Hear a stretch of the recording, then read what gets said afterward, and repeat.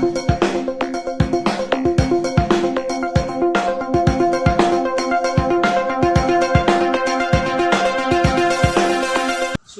kemerdekaan masih terasa.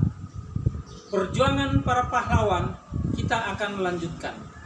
Pada hari ini, hari Rabu, tanggal 19 Agustus tahun 2020, kita akan belajar pelajaran IPA Biologi yang akan dibawakan oleh Ibu Baita Darmawanti SSI.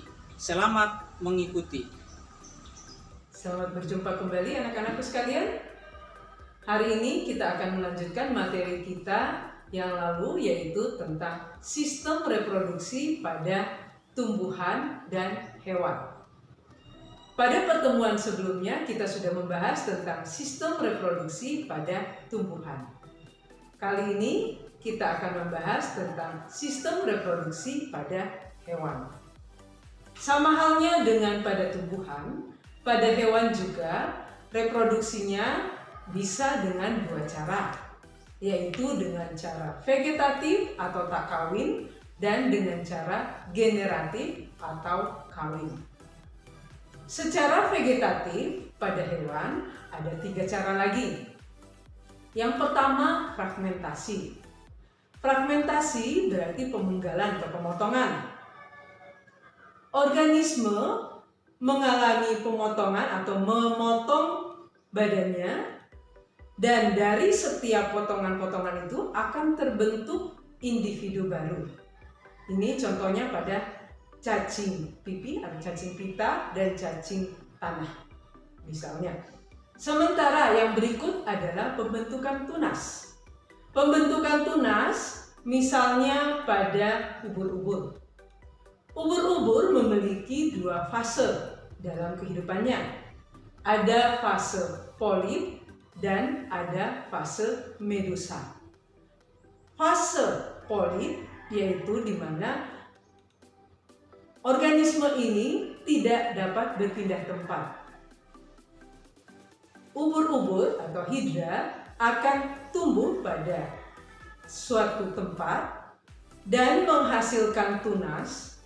Pada tunas ini akan membentuk namanya ubur-ubur. Ubur-ubur ini yang akan bisa bergerak bebas. Yang berikutnya adalah partenogenesis. Partenogenesis artinya pembentukan individu dari suatu individu betina tanpa didahului oleh perkawinan. Ini terjadi umumnya pada serangga, misalnya pada kecoa, pada semut, dan pada lebah. Yang berikutnya adalah reproduksi generatif pada hewan. Pada reproduksi generatif, alat kelamin pada jantan dan betina umumnya terpisah.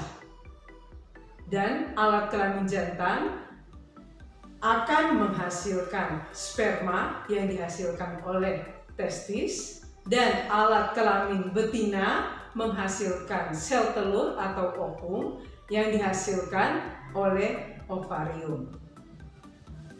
Pada pembentukan sel kelamin ini disebut juga gametosis. Pembentukan sel kelamin jantan disebut spermatogenesis, yang terjadi dari sel induk atau sel asal dari sperma yang terdapat pada testis, sedangkan pembentukan sel kelamin betina disebut oogenesis. Ini terjadi pada ovarium, terjadi dari sel induk dari ovum. Pada perkawinan terjadi pembuahan. Pembuahan adalah peleburan sel kelamin jantan dan sel kelamin betina yang akan membentuk zigot dan selanjutnya akan membentuk individu baru. Berdasarkan cara pembuahannya, ada dua macam cara. Ada namanya pembuahan eksternal dan ada namanya pembuahan internal. Pembuahan eksternal yaitu pembuahan di luar tubuh induk betina. Ini membutuhkan media untuk perkembangan dari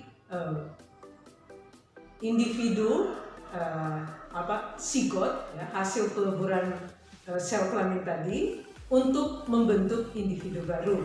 Misalnya pada ikan, pada katak, dan sebagainya. Selanjutnya adalah pembuahan internal. Pembuahan internal ini yaitu pembuahan yang terjadi di dalam tubuh dari induk betina.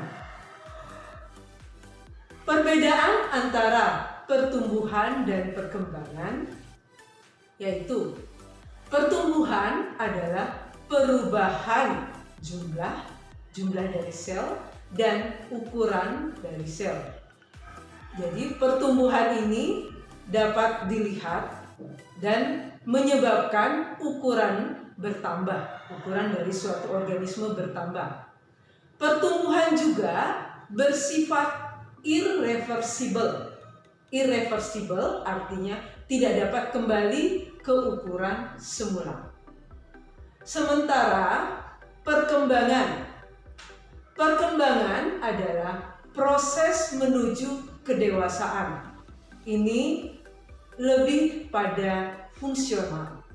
Jadi tidak dapat diukur. Kita hanya bisa mengamati apakah fungsinya sudah semakin baik atau tidak. Fungsi dari organ tubuh itu semakin baik atau tidak. Jadi pengukurnya adalah bersifat kualitatif. Pada pertumbuhan suatu makhluk hidup, pada pertumbuhan hewan, ada yang namanya siklus metamorfosis. Metamorfosis yaitu perubahan bentuk dari bentuk yang sederhana menjadi bentuk yang lebih sempurna. Metamorfosis ada dua macam lagi. Ada namanya metamorfosis sempurna dan metamorfosis tidak sempurna.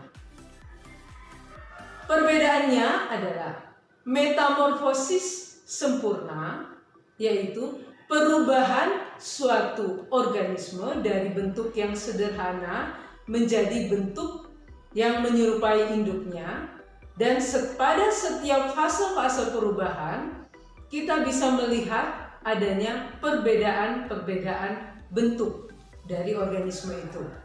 Sementara metamorfosis tidak sempurna, kita hanya bisa melihat perubahan ukuran. Dari segi bentuknya sudah menyerupai induknya, tetapi ukurannya yang lebih kecil. Jadi pada setiap fase hanya berubah dalam segi ukurannya. Pada proses pembentukan atau reproduksi dari suatu hewan, ciri-ciri dari suatu hewan dapat ditentukan oleh namanya kromosom. Kromosom ini ada di dalam sel. Kromosom akan menentukan sifat dari suatu individu yang sesuai dengan induknya. Reproduksi seksual akan meningkatkan variasi genetik dari suatu spesies.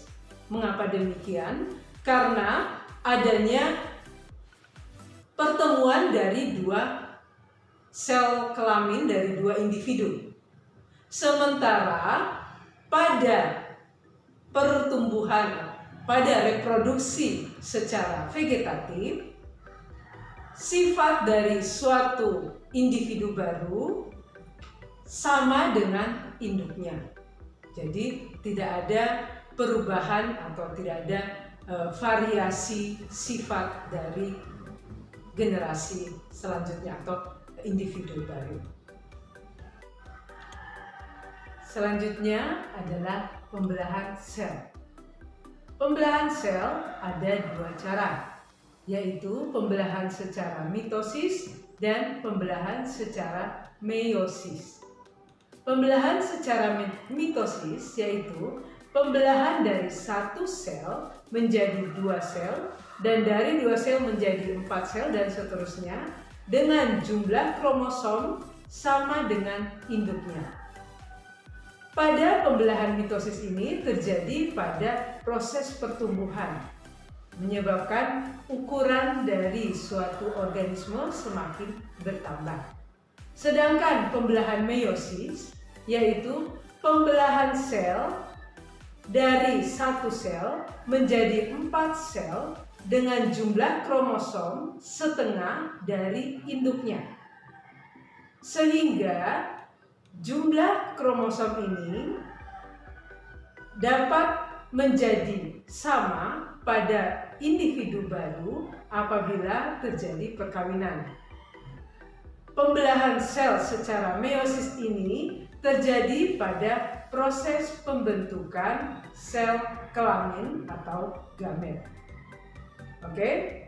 Selanjutnya, untuk materi ini kalian bisa baca dalam buku cetak kalian. Setelah itu, kalian bisa kerjakan tugas berikut ini.